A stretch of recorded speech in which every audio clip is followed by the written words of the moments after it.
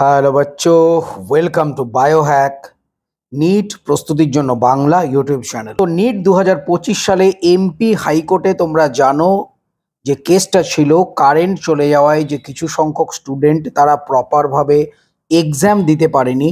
NTA একটা সুনির্দিষ্ট ভালো এনভায়রনমেন্ট প্রোভাইড করতে পারেনি নিট স্টুডেন্টদের জন্য।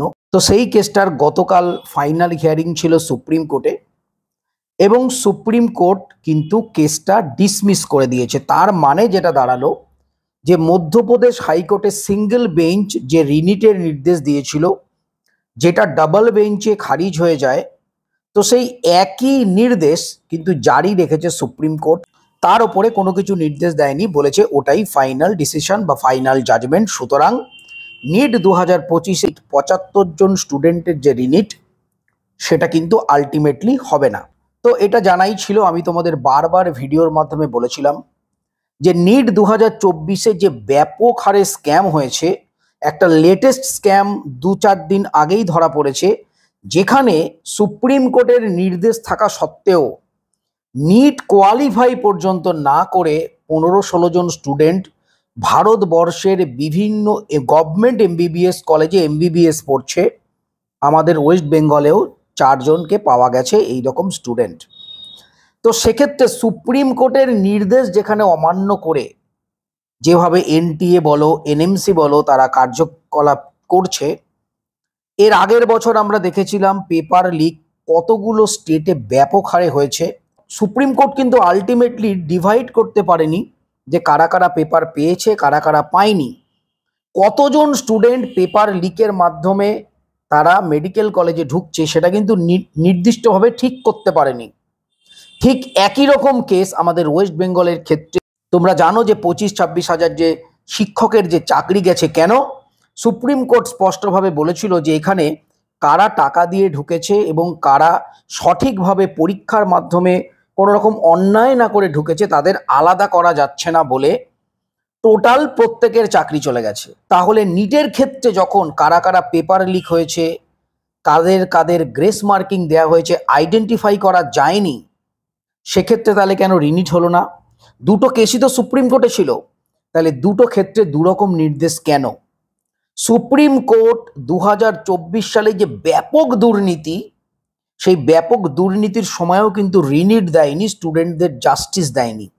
সুপ্রিম কোর্ট আর কি করতে পারবে? দিল্লি হাইকোর্টের একজন জাজের বাড়ি থেকে, বারান্দা থেকে, গ্যারেজ ঘর থেকে কোটি কোটি টাকা অর্ধদগ্ধ অবস্থায়, পোড়ানো অবস্থায় পাওয়া গেল।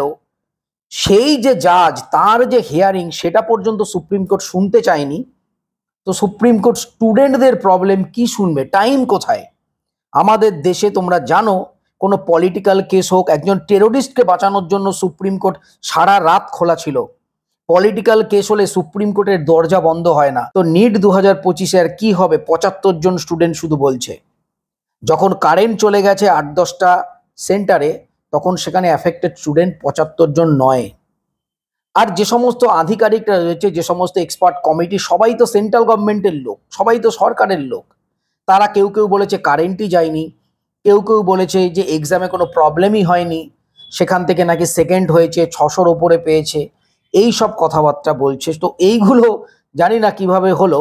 তো সুপ্রিম কোর্ট কোনো কথাই শুনতে চায়নি। অথচ দেখো, এই বছর সুপ্রিম কোর্ট বলছে 75 জন স্টুডেন্টের পরীক্ষা নিলে 22 লক্ষ স্টুডেন্টের প্রবলেম হবে। কিন্তু ঠিক আগের বছর যখন এনটিএ নিজেরা কাউকে কিছু না জানিয়ে, কোনো রকম নোটিশ না দিয়ে 1563 জনকে ভেতরে ভেতরে গ্রেস মার্কিং দিয়ে কয়েকশো নাম্বার বাড়িয়ে দিয়ে তাদেরকে মেডিকেল কলেজ, গভর্নমেন্ট মেডিকেল কলেজে পাঠানোর যে পরিকল্পনা করছিল, সেক্ষেত্রে কিন্তু এনটিএ নিজেই সুপ্রিম কোর্টে গিয়ে বলেছিল আমরা নতুন করে এক্সাম নেব, এবং সুপ্রিম কোর্ট মেনেও নিয়েছিল এবং পরীক্ষাও হয়েছিল, দ্বিতীয়বার রেজাল্ট বেরিয়েছিল।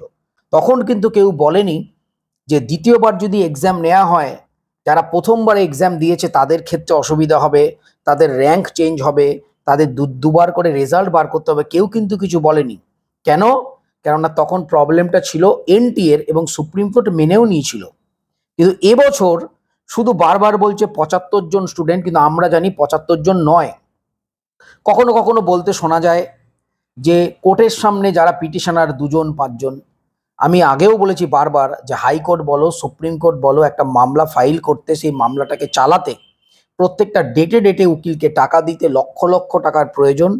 সাধারণ মানুষ যারা ধার দেনা করে নিটের যে ফর্ম ফিল আপের টাকাটা পর্যন্ত জোগাড় করে, ইন কেস স্টুডেন্ট যদি চান্স পেয়ে যায় তাকে এমবিবিএস কিভাবে পড়াবে সেই চিন্তায় যাদের ঘুম আসে না, তারা কি করে কোর্টে যাবে?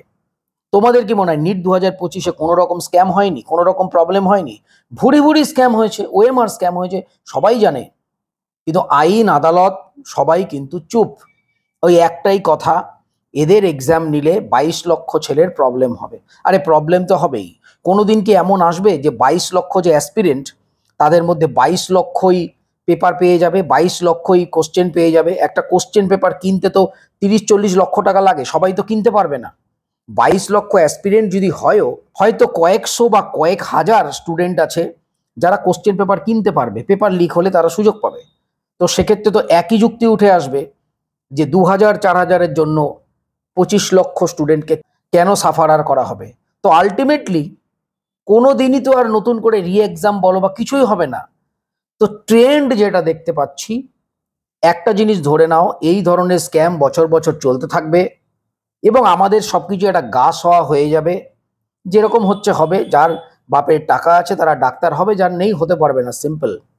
কেননা এতদিন ধরে গভর্নমেন্টের কাছ থেকে, এনটিএর কাছ থেকে তো কোনো রকম বিচার কেউ পায়নি। এখন কোর্টে গিয়েও মানুষ সুবিচার পাচ্ছে না।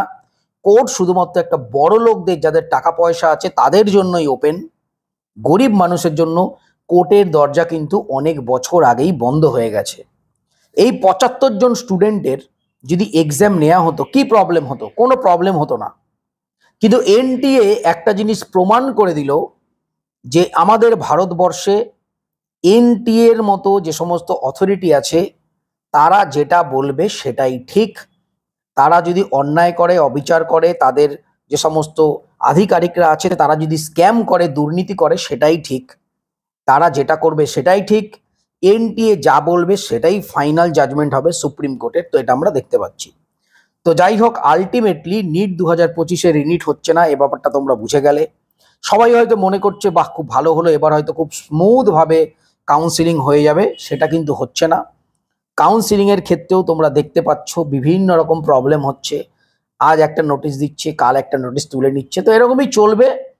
তো আমাদের ভারতবর্ষের বিচার ব্যবস্থা, শিক্ষা ব্যবস্থা এরমভাবেই খুঁড়িয়ে খুঁড়িয়ে লেংড়িয়ে লেংড়িয়ে চলবে যতদিন চলে। কিছু করার নেই। তো রিনিট হচ্ছে না। তো যাই হোক, নিট রিলেটেড ইনফরমেশনের জন্য চ্যানেলটা সাবস্ক্রাইব করো, পাশে থাকো। অবশ্যই নোটিফিকেশনটা অন রাখো যাতে গুরুত্বপূর্ণ ভিডিও তোমাদের মিস না হয়। সবাই খুব ভালো থেকো, মন দিয়ে পড়াশোনা করো। নিট 2026 কিন্তু ক্লিয়ার করতেই হবে।